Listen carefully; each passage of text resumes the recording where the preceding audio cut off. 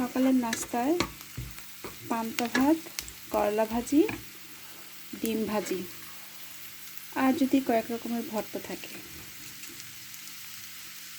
তাহলে তো আর কোনো কথাই নেই। আলুগুলো কাটার পরেও কেমন যেন একটু লেগে লেগে থাকে, এই জন্য দেওয়ার সময় একটু ভেঙে ভেঙে দিলে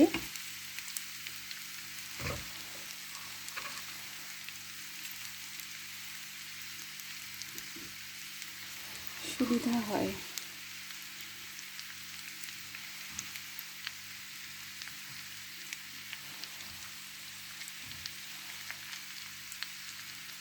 আর কাঁচামরিচ দিয়েছি।